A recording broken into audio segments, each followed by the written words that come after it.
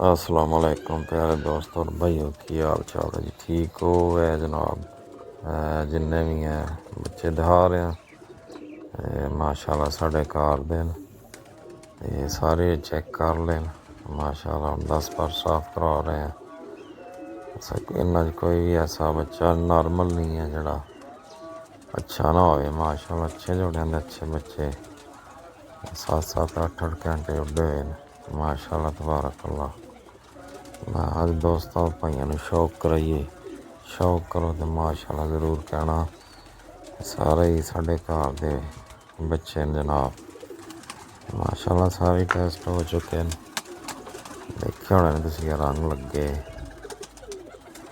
माशाल्लाह। अच्छे रिजल्ट आने जोड़े न बच्चे न।